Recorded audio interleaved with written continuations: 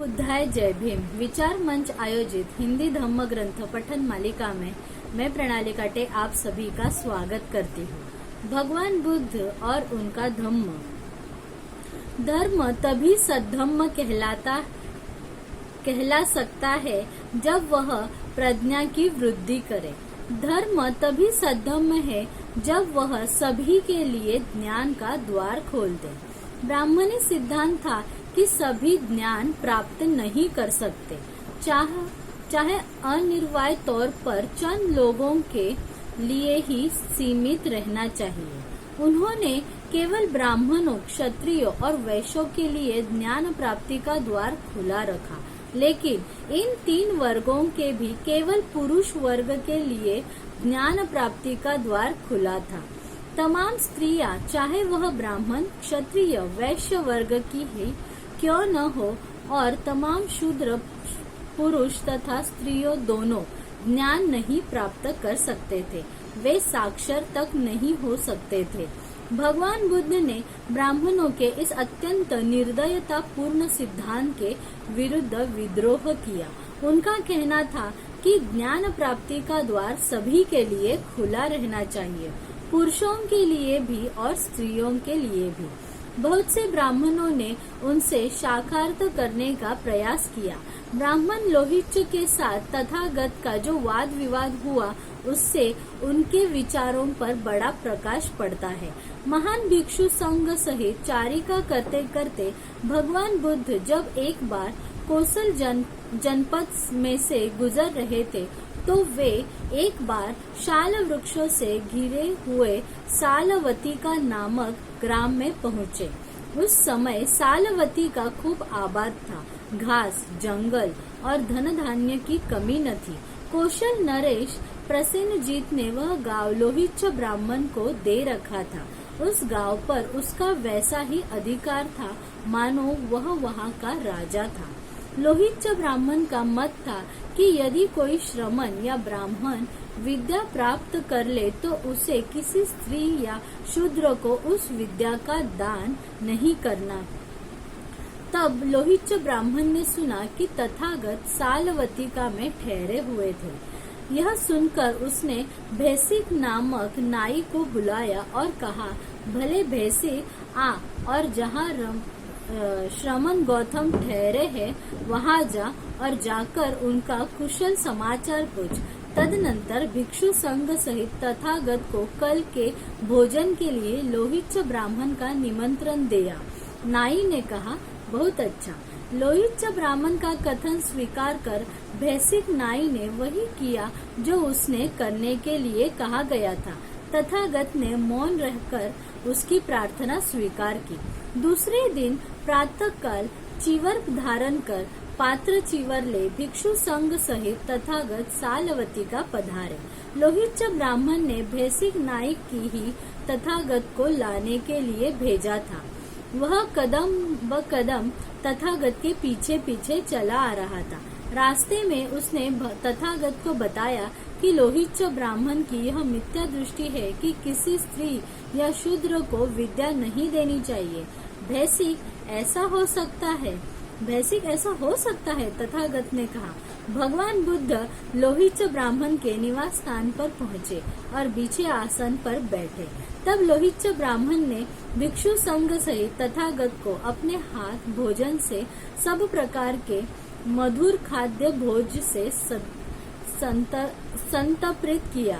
तब तथागत भोजन कर चुके और भोजनानंतर उनके हाथ तथा उनका पात्र भी धोया जा चुका, तो लोहिच ब्राह्मण एक नीचा आसन लेकर तथागत के पास बैठ गया। इस प्रकार बैठे हुए उस लोहिच ब्राह्मण से तथागत ने पूछा, यह सत्य है जैसा लोग कहते हैं कि तुम्हारा यह मत है कि स्त्रियों तथा शूद्रों को विद्या नहीं पढ़ानी चाहिए? लोहिच का उत्तर था, गौतम, ऐसा ही है।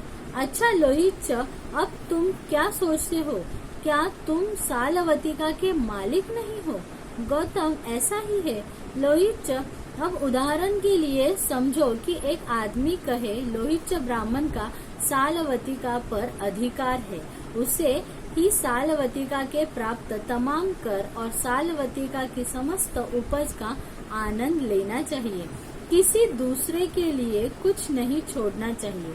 तो इस प्रकार की बात करने वाला आदमी क्या उन लोगों के लिए खतरनाक नहीं होगा जो तुम पर निर्भर करते हैं? गौतम, वह उनके लिए खतरनाक होगा। तो क्या ऐसा खतरनाक आदमी उनका हितचिंतक समझा जाएगा? लोहित बोला, नहीं, ऐसा आदमी उनका हितचिंतक नहीं होगा।